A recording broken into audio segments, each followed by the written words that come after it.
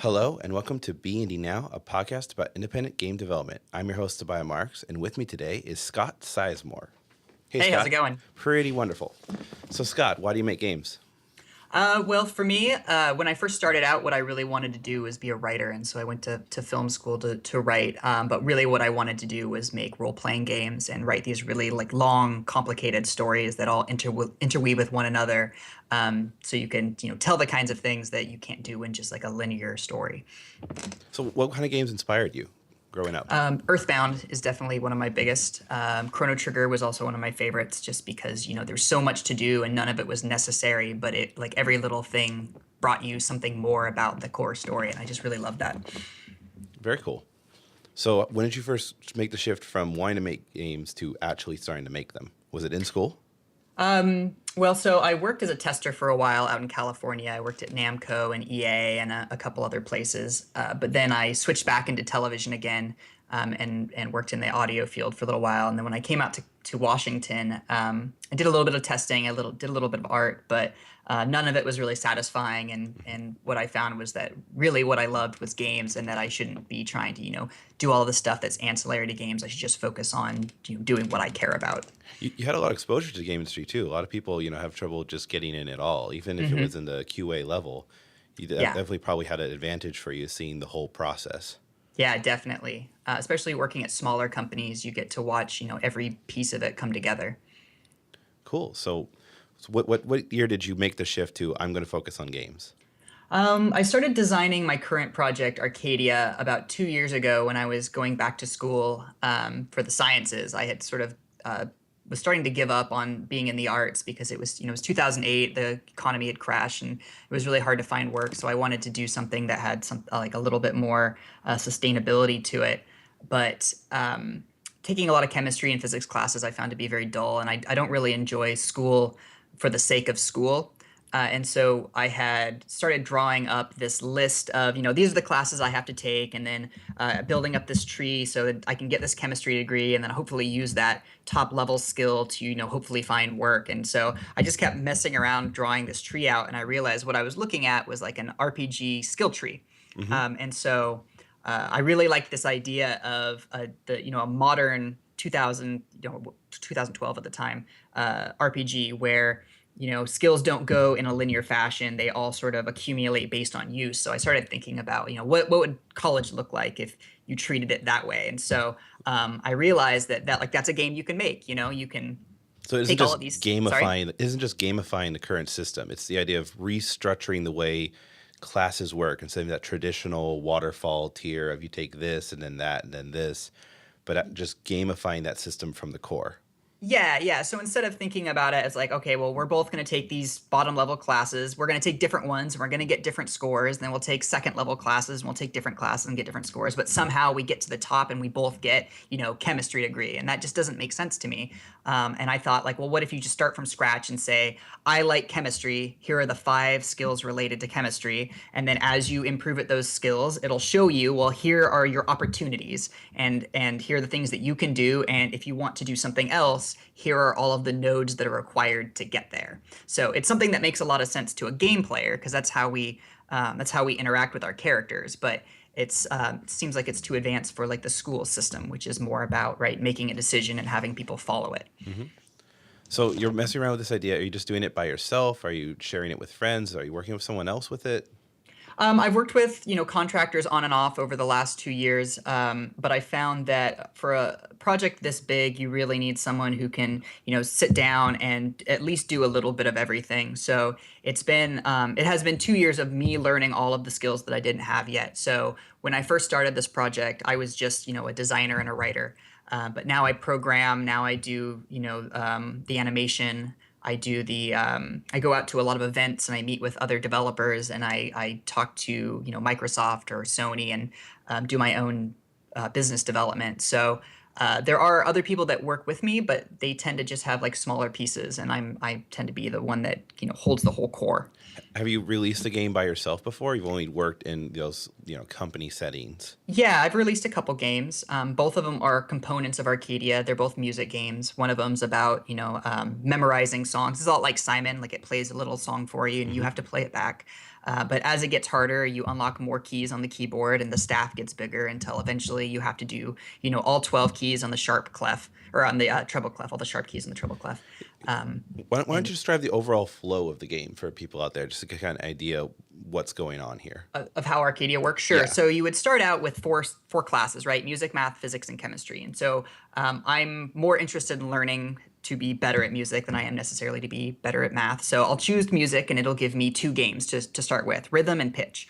And as I improve at each one of those games, it will start to unlock more games and more modes. So pitch will take you to memory, rhythm will take you to tempo, and then if you're doing well at both of them, it'll unlock melody. So you can sort of go from game to game as they relate to one another, but eventually you'll run out of things to tell someone about pitch as it relates to music.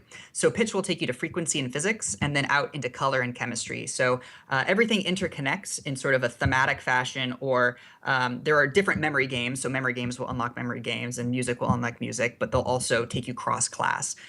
So as you unlock all of these skills, they add into your profile, and you can level up your perception score by doing games like the ear training game, or you can level up dexterity by playing a game where it's like a rhythm, like a rock band style game. And then so now you have all of these skills in your profile, and what makes Arcadia really interesting and unique is that we allow you through our API to take that character profile that you've built and take it into other games, so that a developer could say, like, I'm going to make an RPG, but I don't want to build a progression system. They can just take your Arcadia profile and put it in there, so that your strength is based on your ability to do push-ups, or how far you can run, or your actual endurance or your actual dexterity, and then apply that to the character in the game, so that you can play as this sort of like this character that's based on you, right? And you can take that character from place to place and never have to stop playing. Yeah, there's a lot of different ideas at play here. You got this WarioWare of learning, where it's a bunch of different mini games, but you're also making up this platform for learning that other developers will implement. Can they contribute back to their skills? Like, I play some third party's game, and that makes me better at my strength, I guess, or Yeah, my. yeah. So if we can link their profiles together, and that's an arrangement that you have to make per developer, and we need the tools before we can really actually make those partnerships. Yeah, But because you so can't just really, let anybody make any game, because people will just cheat the system. yeah, and part of it comes down to us having some sort of editorial control, where you say, like, oh, this is what we think these points are worth, and we'll have to sort of agree on those kinds of things. But Duolingo is a really great example of a game that it teaches French and Italian, and it's structured similarly to Arcadia. Their skill tree isn't dynamic; it's very specific. But they give you some vocabulary, and they have you practice it, and as you get better, it unlocks more levels, and it's fantastic. It's a really great way to learn French. But Yeah, if it's a you really great service. I'm glad you brought it up in the context of a game, because most people would look at that and not think this is a game. But in my opinion, it does meet every criteria for a game. It's got a clear goal, it's got points, it's got progression. It's a game. And they use a similar fatigue system that we do, or I should say a decay system. So if you don't practice a skill for a little while in Duolingo, then the little bar will drop down, and you won't get as many points for it. So if you want to keep your skills up to date, you have to go back and re-earn it, which is a function within Arcadia that we don't push so much in the beginning, because we just really want you to try new things. But So it after isn't just that I did a game and I learned chemistry once and now I know that skill, but it's yeah. about something I can constantly come back to and polish up. And I guess the idea of flashcards, right? Where it's supposed to be this quick little reminder, like, oh yeah, I learned this, I know that. But you don't need to Yeah. reteach me every time, but you do need to remind me. And so, like, for instance, if you it's hard to come up with a really good example, but let's say, like, you're playing the little space shooter, right? And then you're hitting a part where you can't seem to get on, because the equation it's giving you is too difficult, because you're playing at a really high level, and now we're just giving you actual physics questions, and if you want to move on, you have to answer them. And so what we can do is we can look at what you got wrong and all of the components that go into it. It might be an addition problem, it might be a logic problem. There's something that you're not connecting. So what Arcadia will do is it'll go back up the tree and sort of re-suggest to you things to try out, and then it can pinpoint exactly what it is, the problem that you're having, and it will link those two things together, so that if you want to move on, these are the things that you're going to have to accomplish. How many games are you looking to ship with? Like, how many of these little mini games? So there's 5 music games that are really core, but I think each section will probably have maybe It's hard to say. So music is a fairly simple idea, right? There's pitch and there's rhythm. There's sound and there's duration. Hmm. So you can play games about memory, you can play games about sight reading, or about keeping a beat, or about playing along to music. But there's really not that much that you can do that isn't just playing music. Whereas math has a whole host of things that you can do. Like count the dots really quickly. Which dot is bigger? Which number is this in a line? Like speed counting. And so the math section is, dozens and dozens of very, very small games, whereas the chemistry section is really like 3 or 4 games with a lot of components attached to it. So Arcadia proper is probably going to take 5 years to finish, and it requires a lot more people than just me. In your final vision of the game. Yeah. And because then you can start bringing in other people's games, right? Like can associate your Duolingo account, and now Arcadia has French. But as far as like the core experience that I want to get out so that I can say, like this is something that you can play on its own. Proof of concept, get people involved in the project, show it to maybe investors. So I think that there's probably enough now for that. And it's a service that is made up of small pieces. So as soon as we get our Kickstarter done and we have our backend server set up, then you can log in and play the games that we have done, right? It's more like, your Pogo or what's that other, like a game service full of smaller mini games. So you'll be able to play these individually for a long time before the entire system is up and doing all of the things it needs to do. Who's your target audience for this? Is it college age? Or are you going younger? So I think that the ultimate version is best for like 3rd to 4th grade, where you maybe have you have some decent language skills. You can read the directions in the game, but really what teachers need to get you to do is practice. Mm-hmm. And that's really where Arcadia excels. It's not so much a lecture service, right? There's like YouTube is great for that. This is really more of just, all right, well, you're in level 2 math, so here are the 9 exercises you need to get better at before you can move on to level 3, in a very sort of like homeworky kind of way. And for that, like younger age groups are really great. But if you look at this as sort of an RPG platform, this thing that lets you play as yourself everywhere you go, I think that is really something that's more interesting to, like the college age kid, right? Like where you're fiercely competitive with your peers, and you also have like a sense of purpose. So you can say like, my character is really great at chemistry, and I'm going to do that so that I can have alchemy in this game, and I can, throw acids at you, or whatever that might be in that specific experience. So how long is each mini game experience? Are you talking 30-second mini games or 5-minute mini games? Like yeah, they run the gamut. So the music section goes from 15 seconds of memory to a song that can last 4 minutes. But if you're looking at like the chemistry section, you get deeper into biology, and we're playing a game where we're both making creatures out of genes and we battle those creatures. Like you can do that for a long time. The amount of time it takes to customize a little monster for yourself, that can take weeks. It's not because the game necessarily is that complicated in itself, but you are leveling it up by doing all of these ancillary pieces, right? Like the chemistry section is intrinsically tied to the physics section. So if you want the skills to do the things that you want to do, so you have to go earn them. What tools are you using to make the game? Right now, we're using Unity to build all of the games. Mm-hmm. We're still sort of debating back and forth whether we use Microsoft's Azure or Amazon's cloud services for our back end, but it's a tight race between them. But well, you know what I would recommend. Yeah. That's what I'm leaning towards as well. I would prefer to use Azure myself. But what we're really hoping to do is to build our developer tools out of Unity, so we can just put it on the asset store and people can easily download it, implement in their game, and then check their scores back and forth from Arcadia to what they're working on. So you're thinking mobile platforms focus, or are you also going to do web? So it's looking right now to be a web platform. We will break individual games out onto the phones. Like I have Tonal Recall and Pitchback are both games that you can download right now on Windows Mobile.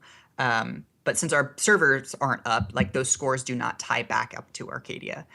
But later down the line, any game that you play on any platform, as long as it's tied in through the service, you're still effectively playing. But if you want to play the core skill tree based, look at my inventory kind of game, you're just going to log into our website and check it out through there.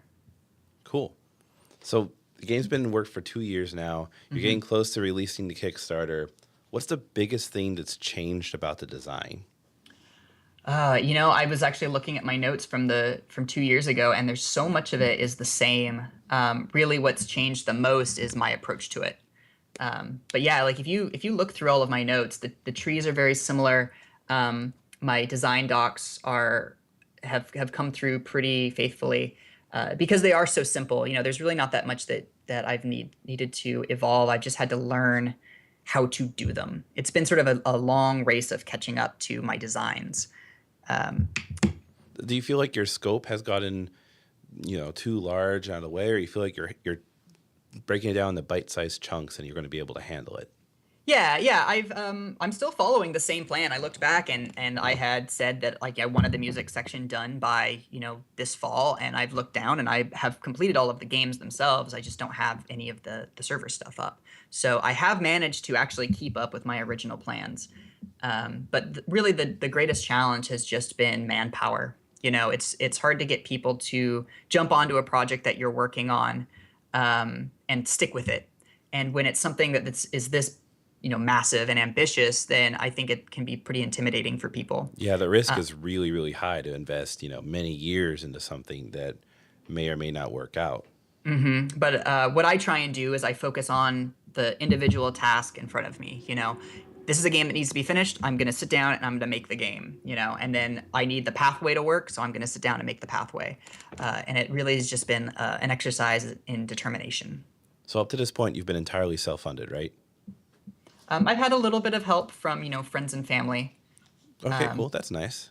Yeah, it's been very helpful. I couldn't have done it on my own. Yeah, it's really nice when you have people who can like help enable you to do your dream and set it up. Because already, I was just looking at the preview of your Kickstarter, which isn't live as a recording, but it should be live by the time this episode goes out. It's looking really good. You have really polished art. It's definitely looking like the amount of work you've put into it is starting to show. Oh, thank you. Yeah, it's just been a lot of sitting down and for hours at a time and trying to figure out how you represent, what is melody? Like, how do you represent that in an icon? So let's talk a little bit about your Kickstarter and kind of your ramp up to it. Sure. First off, what's your goal? Do you know that yet? So our initial goal is going to be $10,000, and that's just to set up all of the things that we'll need to let players log in and play Arcadia games. Now, for a project this ambitious, $10,000 is not much at all. No, but part of me being able to justify working on it is to accept that goals have to be small and achievable. And so what I need is the thing that people can log into and check their scores. And what I would like is the developer tools as well to pay for those. Those are a little bit more expensive. We're going to need around $50,000 to allow people to add their own games in, like the whole Duolingo thing. Like if they want to associate their data with us, then we need to have those tools available, and that is going to cost a lot more. But if it's just a login system that lets you keep track of your scores, then that's not necessarily too complicated. It's just something that I cannot do on my own, and I have to find outside funding for. So you're kind of setting up, all right, if I just get 10,000, I can implement this basic feature and you'll just rest as stretch goals from there. So what is your ultimate goal? Like, how much would you really like to see out of this Kickstarter? Like pie in the sky. I mean, obviously you could say $10 million, right? But realistically, what's your target goal you think you need to be able to get all the features you want? So to hire enough people, because I really do need a couple more developers and preferably an animator. It's really difficult to program and design and animate everything yourself. It takes up most of my time. But I think around 250,000 would let me bring in a couple of the other indies in town. I spend a lot of time in the local community, and I have a lot of support there, but I can't afford to hire them on as full-time, employees. And so I think around 250 would let me bring in like really talented developers from Seattle and give them their own sections of the project to work on. And then we would, jump leaps and bounds past what I can do on my own. So now you got to be focusing on how am I going to promote this Kickstarter campaign, promote this game enough to get enough people interested in order to make that happen. What's your strategy for that?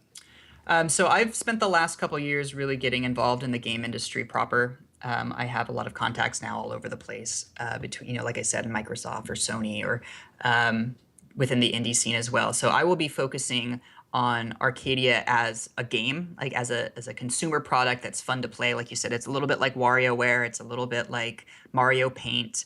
It's a little bit like Final Fantasy X. So I will be focusing on like that element of it. I have a partner whose background from Berkeley is to work with educational design and cognitive development, and so he will be focusing on this as an educational tool and letting universities know and teachers and parents that we're building something that allows their kids to work on real skills that they find valuable with while still feeling like it's a fun game that they can play with their friends.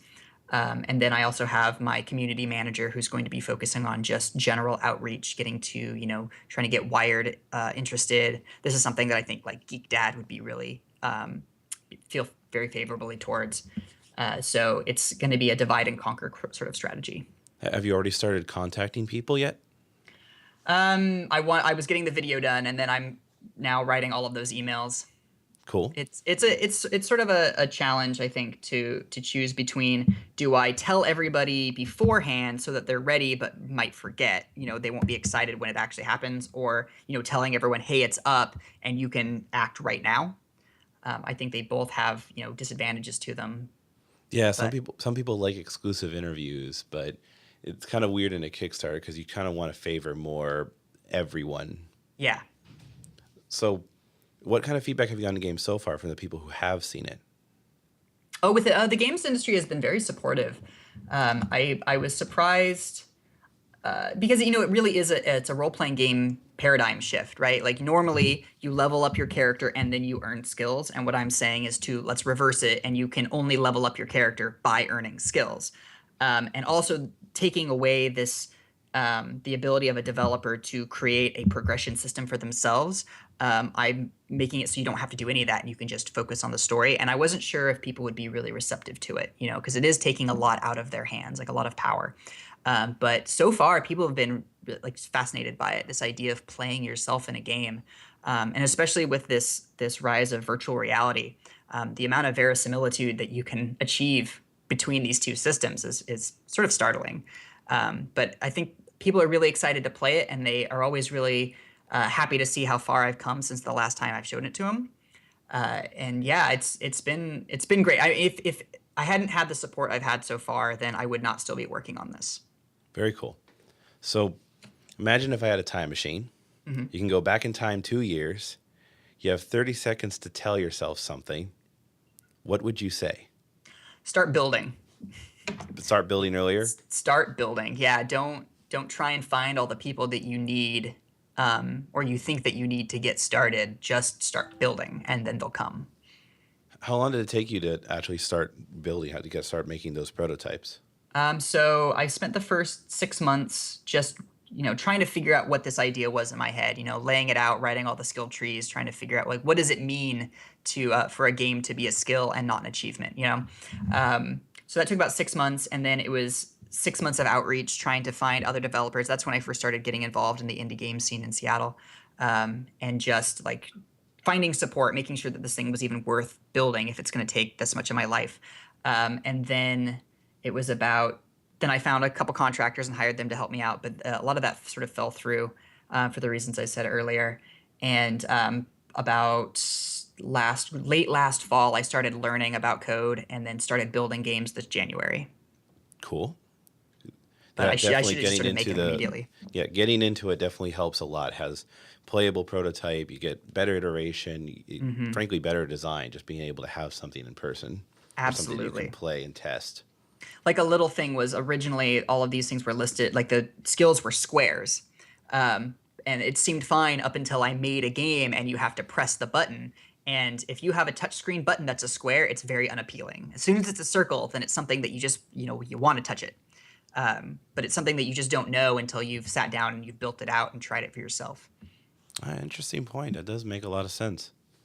People like soft rounded edges. They're not quite sure, right? If you do have a square, you have to have kind of a bevel to it Yeah, to make because if it's people pointy, pop it it. feels wrong to touch it. Yeah, if it's just block square. Interesting. So what's the next few month plan? You're going to get the Kickstarter. You're going to push to Kickstarter like crazy. Hmm. What's your 30-day plan? Over the course of the Kickstarter, Yeah. uh, luckily, fortunately, I have someone who is going to be spending most of their time doing the outreach. My strategy is going to be a lot of behind the scenes work. When the Kickstarter launches, we'll have one of the games up for demo that you can play immediately. And then over time, I'll release more games. I'll probably do some behind the scenes videos of how I constructed it within Unity so that it's an educational project. So I figure I may as well teach people how it all works. Hmm. I'm thinking about having a contest for a pin so that if you can complete Tonal Recall, the game I have up right now, if you can make it to a certain score, the first 100 people will get the Tonal Recall pin, Like an actual physical pen that the you actual send them in. physical pin. Yeah, we're going Yeah, to be doing a cool. lot with physical pins over the course of Arcadia. It's sort of like a merit badge in Very Boy Scouts. cool, cool. Or I like to think of the Pokemon badges myself, but Yeah. that might say something about how I grew up. Because we take a lot of time to earn these achievements, but they don't really. There's not really any heft to them. I like that if you can do something difficult, then you should have something to show for it. Especially if you're a child, and you have a backpack. These are the 5 things that I mastered that were incredibly Hmm. difficult, and show that off to people. And as far as physical rewards go, pins are actually probably pretty easy to mail. Yes. Not Yeah. going to cause too much of a bog down. A lot of people go T-shirts, and they Hmm. don't realize that how expensive it is to print and mail out T-shirts. Absolutely. Great, great. Well, I hope that it is super successful. I hope you get 250K plus plus. If you want, the link will be in the show notes to go to the Kickstarter. But before we wrap up the show, as always, I like to talk about games we've been playing lately. Hmm. We're recording this in mid-September, but this is the first show I've recorded since I've gone to PAX Prime. So I want to talk about a bunch of the board games that I played there. I tried out a bunch of stuff. I actually spent a lot of time in the D&D and Pathfinder areas. But two games I wanted to highlight were The Downfall of Pompeii, which is made by Mayfair Games, who do Settlers of Catan, or at least is published by them. And it's actually an older game, but I had not played it before this PAX, and it was pretty fun, pretty interesting, where you kind of have people moving into Pompeii, and then they all have to run out and escape as, of course, the volcano blows up. Uh-huh. And the other one was The Big Idea, which is also an older game. It's a cheap ass game, one of those like very, very cheaply printed cardboard games. And it just got reprinted recently with like really nice cards and slightly tweaked rules. And I saw it being played. And I'm like, wait, I recognize this game, but it's much nicer than the last time I saw it. So I actually had to buy it right then and there when I saw it. And so now I need to find more people to play. It's this really cool uh, invention idea game, and you vote on people's ideas, and the best one gets the most points and wins. Oh, very nice. So what have you been playing, Scott? Well, at PAX, I got a chance to try out D&D 5, which was really cool. I Yeah, I'm would, liking the new rules. yeah, it was a fun, good, 20 minutes of gameplay. I'm looking forward to finding a group to play with. But I've actually been playing a lot of Destiny. Oh yeah, how are you liking it? I haven't tried it yet. Destiny it's a really weird animal because as a video game, as this thing that you sit and try and take on challenges to earn rewards, it's fantastic. It's sort of a dungeon crawler. It's a kind of an MMO, but it's a first person shooter. So, there's it's exciting, it's fun, but they spent $500 million on it and didn't write a story. So, it's really hard to look past like how entertaining it is to sit down and play the game with feeling like no connection to any of the characters or anything that's going on. They're just a bunch of robots that I'm shooting. Interesting, because you really feel that connection to the story game to drive it forward for you. Mm-hmm. Core Mm-hmm. part of it. I totally understand it. I feel the same way with a lot of different RPGs, actually. It's actually one of the reasons why I don't think I'm as into JRPGs, because I'd rather watch someone play a JRPG than actually play the gameplay. Not to knock the gameplay, it's just not my thing. It's not what I'm interested in. But Yeah. they have such compelling stories that they'll draw you in and say, okay, now you got to do 20 hours of grinding, and you'll willingly do that just because you want to see the next cutscene in that story. Yeah, Destiny's sort of the opposite of that. Like you'll have a 20-second cutscene that's just it's so incredibly boring. You just want them to stop talking so you can get back to work. Fair enough. Yeah, I think the game would be a lot better if there were just some NPCs. There are people that you can buy things from, but there's no one to just like chit chat with. You know, you're out in the wilderness on a planet fighting monsters, but there's no merchants, there's nobody just sort of hanging out.